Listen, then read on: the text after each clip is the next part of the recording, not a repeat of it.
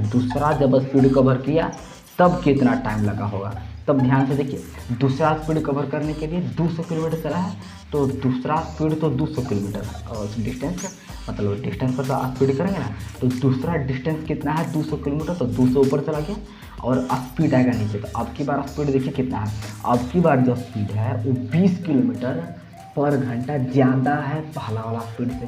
तो पहला वाला स्पीड x था, तो दूसरा वाला स्पीड x प्लस 20 हो जाएगा। बोला ज़्यादा है पहले से, मतलब x प्लस 20 किलोमीटर पर घंटा स्पीड है। ठीक है, तो डिस्टेंस बटा स्पीड, सेकंड टाइम हो गया इतना घंटा। ठीक है,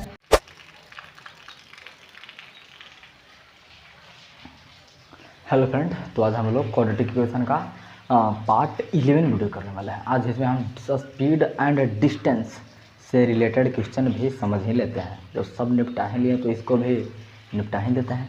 तो आप ध्यान से देखिएगा तभी तो समझ में आएगा। तो चलिए, आपके सबसे फर्स्ट क्वेश्चन है जो आपके सामने दिख रहा होगा। A truck covers a distance of 150 kilometre at a certain average speed and then covers another 200 km at an average speed which is 20 km more than first speed. If the truck covers the total distance in 5 hours, find the first speed of the train. देखिए, मैं आपको समझाने का प्रयास करता हूँ। एक truck है जो पहला 150 किलोमीटर चलता है एक एवरेज स्पीड में। ठीक है, एक कोई स्पीड होगा जो नहीं गिवन है, 150 किलोमीटर चला एक एवरेज स्पीड से, एंड देन उसके बाद अनोदर 200 किलोमीटर, मतलब 150 किलोमीटर चलने के बाद 200 किलोमीटर और चलता है an average speed which is 20 kilometre more than first speed. मतलब पहले 150 किलोमीटर चला एक स्पीड से, उसके बाद अगला 200 किलोमीटर चलने के लिए वो अपने स्पीड को 20 किलोमीटर पर घंटा बढ़ा दिया। समझ रहे ना, मतलब अगला 200 किलोमीटर चलने के लिए अगला बार 20 किलोमीटर पर घंटा बढ़ा दिया है अपना स्पीड। ठीक है, और उतना स्पीड से 200 किलोमीटर कवर किया, तो टोटल टाइम उसको लगा है 5 घंटा।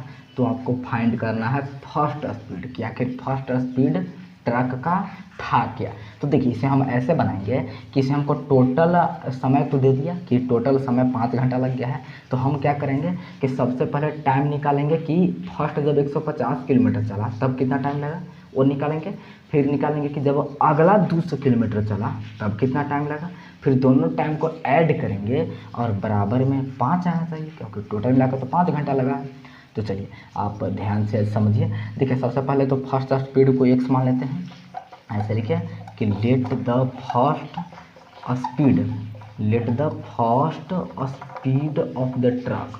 ट्रक का फर्स्ट स्पीड हम 1 किलोमीटर पर घंटा ले रहे हैं। ठीक है, तो अब ध्यान से देखिएगा। अब क्या होता है कि जब वो 150 किलोमीटर चलता है तो उसका टाइम कितना लगा होगा। तो यहाँ पे लिखिए फर्स्ट टाइम, तो मैंने मतलब कि पहला टाइम कितना होगा। टाइम कैसे निकालते हैं, distance upon speed, distance upon speed any time का फॉर्मूला होता है। तो डिस्टेंस पहला कितना चला है 150, तो 150 ऊपर जाएगा, और स्पीड तो पहला स्पीड तो यही है, यही तुमको फाइंड करना है। तो पहला स्पीड को हम मान ही लिए हैं x, तो पहला डिस्टेंस 150 हो गया, पहला स्पीड x हो गया, तो पहला टाइम भी 150 बटा x करके निकल जाएगा। तो इतना घंटा लग गया है इसको फर्स्ट टाइम कितना लग गया 150 बटा x घंटा। चलिए दूसरा टाइम पर देखते हैं कि दूसरा जब स्पीड कवर किया तब कितना टाइम लगा होगा। तब ध्यान से देखिए, दूसरा स्पीड कवर करने के लिए 200 किलोमीटर चला है, तो दूसरा स्पीड तो 200 किलोमीटर और डिस्टेंस, मतलब डिस्टेंस पर स्पीड करेंगे ना, तो दूसरा डिस्टेंस कितना है 200 किलोमीटर, तो 200 ऊपर चला गया और स्पीड आएगा नीचे। तो अब की बार स्पीड देखिए कितना है, अब की बार जो स्पीड है वो 20 किलोमीटर पर घंटा ज़्यादा है पहला वाला स्पीड से। तो पहला वाला स्पीड x था, तो दूसरा वाला स्पीड x प्लस 20 हो जाएगा। बोला ना 20 ज़्यादा है पहले से, मतलब x प्लस 20 किलोमीटर पर घंटा स्पीड है। ठीक है, तो डिस्टेंस बटा स्पीड, सेकंड टाइम हो गया इतना घंटा। ठीक है, तो पहला टाइम इतना है, दूसरा टाइम इतना है, और बोल रहा है कि नहीं टोटल टाइम 5 घंटा है। टोटल टाइम कितना आने वाला है 5 घंटा। मतलब अगर दोनों समय को ऐड करते हैं 150 बटा x और 200 बटा x प्लस 20, तो टोटल में कितना आना चाहिए 5 आना चाहिए, है ना, क्योंकि ये दोनों टाइम के मिला करके 5 घंटा होना चाहिए बेसिकली। खुद तो बोल रहा है कि टोटल मिला के इसको 5 घंटा लगा, तो हम निकाल लिए कि पहला टाइम इतना लगा है, दूसरा टाइम इतना लगा है, मतलब दोनों को अगर ऐड करेंगे तो बराबर में 5 आना ही चाहिए, आना चाहिए ना। बस इक्वेशन बन चुका है। अब आपको क्या करना है कि कैसे भी करके क्वाड्रेटिक इक्वेशन बनाए, कैसे भी करके क्या आप तो बना ही लेंगे। तो नीचे नीचे का अगर एलसीएम निकालेंगे तो मल्टीप्लाई ही करना पड़ेगा, इतना जाएगा। फिर क्या करते हैं, x से इसको डिवाइड करते हैं तो x + 20 आता है, तो ऊपर मल्टीप्लाई हो जाएगा तो 150x अपॉन 20 से जब करते हैं तो 15 दूनी 30 होता है, 300 हो जाएगा, ठीक है। प्लस अगर इसको से इसमें डिवाइड करते हैं तो x होता है, और वही x से ऊपर मल्टीप्लाई होगा तो 200x हो जाएगा। आई होप इतना आप कर लेते हैं, बराबर में 5 के 5 है। चलिए इसको सॉल्व करने के लिए थोड़ा सा यहाँ करते हैं। तो देखिए अब हम क्या करें, क्रॉस मल्टीप्लाई करेंगे। तो बटा में तो इसकी 1 है तो 1 से इतना में होगा तो इतना ही रह जाएगा, तो कितना हो जाएगा 150x + 200x, तो इधर आ गया 350x, ठीक है, और प्लस 3000, ठीक है। अब 5 से ये दोनों में होगा, क्रॉस मल्टीप्लाई हो रहा है तो 5x² + 100x ऐसे हो जाएगा, 5x² + 100x। अब क्या करते हैं कि ये सबको उधर लेके जाते हैं, तो 5x² तो है ही, अगर 100x और 350x अगर उधर जाएगा तो सॉल्व करने पर -250x आ जाएगा। ये अगर उधर जाएगा तो -3000 आ जाएगा, बराबर जीरो। बराबर इधर जीरो था तो उसको एक्सचेंज करते हैं, उधर जीरो लेके चलेंगे, कोई दिक्कत नहीं उससे। अब यहाँ से 5 आप कॉमन ले सकते हैं, तो इसमें 50x बच जाएगा और इसमें बचेगा 600, और बराबर में 0/5 होगा, वो तो 0 ही देता है। अब आपको क्वाड्रेटिक इक्वेशन दिख रहा होगा, इसको आप सॉल्व कीजिए और x आपका आ गया, वही हमारा फर्स्ट स्पीड हो जाएगा। तो देखिए कितना आ रहा है, तो इसको जरा फैक्टराइजेशन मेथड सॉल्व करने का प्रयास कीजिए, तो आपको शायद कितना आ जाएगा 60 और 10 ले सकते हैं, हाँ बिल्कुल ले सकते हैं। तो x² -60x + 10x -600 इतना ले लीजिएगा, बराबर। आपको ये सब करने आता है ना, अगर नहीं करने आता है तो जाकर पहले सीखिए, तभी तो यहाँ तक आइएगा, ठीक है। तो आपको इतना फैक्टराइज आ जाएगा। आप दोनों को बारी बारी जीरो बनाते हैं, एक बार इसको जीरो बनाएंगे, एक बार उसको जीरो बनाएंगे। अगर इसको जीरो बनाएंगे तो x = 60 आएगा, अगर उसके जीरो बनाएंगे तो x = -10 आएगा। तो स्पीड तो कभी माइनस में होता ही नहीं है, तो आपका आंसर 60 km/घंटा हो जाएगा। आपका आंसर कितना हो जाएगा, 60 km/घंटा is the required speed for the truck and for this question, ठीक है। तो चलिए एक और क्वेश्चन करते हैं, आपके सामने आ रहा है, पॉज करके ट्राई कीजिएगा।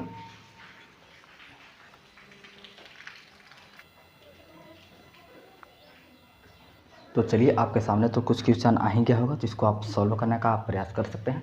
तो देखिए क्या बोल रहा है, a train covers a distance of 480 kilometre at a uniform speed.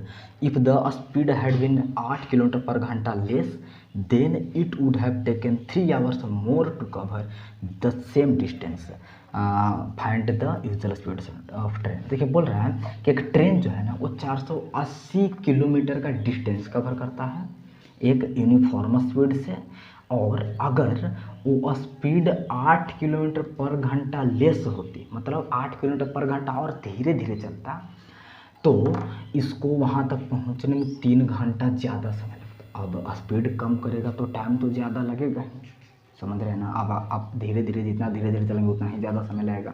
तो यहाँ पे यही बोल रहा है कि अगर 3 घंटा वो कम स्पीड से चलता, मतलब 8 km/h कम स्पीड से चलता, तो उसको वहाँ तक पहुँचने में 3 घंटा ज़्यादा समय लगते। तो आपको यूजुअल स्पीड फाइंड करना है। तो सबसे पहले तो यूजुअल स्पीड को x मान लेते हैं, ऐसे लीजिए कि let the usual speed of train, let the usual speed of train be x km/h। Usual speed of train हम ले लेंगे x km/h। अब क्या होगा कि हाँ, तो अब देखते हैं कि जब वो यूजुअल स्पीड से चल रहा था तब उसका कितना टाइम लगेगा, मतलब यूजुअल टाइम पहले लिख लेते हैं। यूजुअल टाइम उसको कितना लग रहा था, 480 किलोमीटर चल रहा है, डिस्टेंस अपॉन स्पीड होता ना, तो 480 अपॉन स्पीड जो कि हम x माने हैं, यूजुअल स्पीड ही था, तो यूजुअल टाइम में यूजुअल स्पीड ही लेना पड़ेगा, तो 480/x इतना घंटा लगता जब यूजुअल स्पीड से चल रहा था तब। लेकिन जब स्पीड 8 km/घंटा कम हो जाती है तब देखते हैं कितना टाइम लगता है। तो अब निकालते हैं कि लेट टाइम, ऐसे आप लिख दीजिए, समझ रहे हैं आप तो इतना समझ रहे हैं। अब ऐसे लिखिए कि लेट टाइम कितना हो जाएगा, 480, डिस्टेंस तो ही है, ठीक है, लेकिन स्पीड बदल चुका है, स्पीड अब 8 km/घंटा कम हो चुका है। तो यूजुअल x था लेकिन उससे 8 कम हो गया, मतलब x - 8 हो गया, मतलब लेट टाइम इतना लगा है, ये 480/x - 8 घंटा लगा। अब समझ रहे हैं, मतलब पहले इतना घंटा लगता था, लेकिन जब स्पीड को 8 कम किया तो इतना घंटा लगने लगा। समझ रहे हैं बात को? ये है हमारा लेट टाइम, मतलब इतना घंटा अब लग रहा है। समझ रहे हैं ना? पहले इतना ही घंटा लगता था, लेकिन अब इतना घंटा लग रहा है। तो अब हमको अकॉर्डिंग टू क्वेश्चन में समझना है कि जो इतना घंटा लग रहा है ना, ये इससे 3 ज़्यादा है। समझते ना बात को? बोल रहा है कि जो अब टाइम लग रहा है ना, वो 3 घंटा मोर लग रहा है पहले वाला से। पहले वाला टाइम से 3 घंटा ज़्यादा टाइम लग रहा है। मतलब पहले 8 घंटा लगता होगा तो अब 11 घंटा लग रहा है। पहले अगर 10 घंटा लगता होगा तो 13 घंटा लग रहा है। समझ रहा बात करो? मतलब इसमें अगर 3 ऐड करेंगे तब जाके इसके बराबर आएगा। इतना देर अब टाइम लग रहा है, मतलब 480/x - 8 ये जो टाइम अब लग रहा है वो पहले वाला टाइम से कितना घंटा मोर है? 3 घंटा मोर है। ख़त्म। अब आपको क्वालिटी क्वेश्चन बना देना है, उसके बाद सॉल्व कर देना है। तो चलिए इसको पहले x वाला टर्म को इधर ला दीजिए, तो -480/x हो जाएगा, उधर बच रहा है 3। अब यहाँ से जल्दी आप सॉल्व कर लीजिए ना, कर लेंगे। नीचे नीचे को एलसीएम निकालेंगे तो शायद कितना आ जाएगा, x² - 8x। जब ऊपर सॉल्व करेंगे तो ऊपर आएगा 480x - 480x, फिर मल्टीप्लाई होगा तो प्लस 0 और 8 8 64, 4 8 32 34। हाँ इतना आ जाएगा, बराबर में 3। ये तो खत्म हो जाएगा सीधा। ऊपर इतना बच रहा है, नीचे इतना बच रहा है, बराबर में 3। बस आप इसको सॉल्व कर लीजिए क्वालिटी क्वेश्चन की तरह। तो यहाँ को क्रॉस मल्टीप्लाई होगा 3x² - 24x। इसको अगर इधर डालते हैं तो माइनस इतना आ जाएगा, बराबर 0। अब यहाँ से आप 3 कॉमन निकाल सकते हैं, तो x² - 8x आएगा। और यहाँ से अगर 3 कॉमन निकालेंगे तो 128 बराबर 0। अब आप देखिए यहाँ से आप क्वालिटी क्वेश्चन बनाइए। x का 2 आंसर आएगा, एक प्लस में आएगा, एक माइनस में आएगा। आप देख लीजिएगा, स्पीड तो माइनस में होता नहीं है, तो प्लस वाला ही आपका आंसर हो जाएगा। आई होप इसके आगे आप सॉल्व करना आता होगा। रूट अगर नहीं फाइंड कर रहा तो आप गलत राह पर चल रहे हैं ना। पहले आपको रूट फाइंड करना सीखना चाहिए, तभी तो वहाँ तक आप पहुँचेंगे। ठीक है, तो आई होप आप कर लेंगे। ठीक है, तो चलिए थैंक यू सो मच। ये वाला लेक्चर आपको अच्छा लगा हो तो अगली वीडियो में भी आइएगा। क्या सीखने वाले हैं उसमें? सारा खत्म हो चुका है। अब सीखेंगे आगे वाला चैप्टर में बढ़ेंगे, आगे वाला चैप्टर में बढ़ेंगे। सब सुने। Thank you.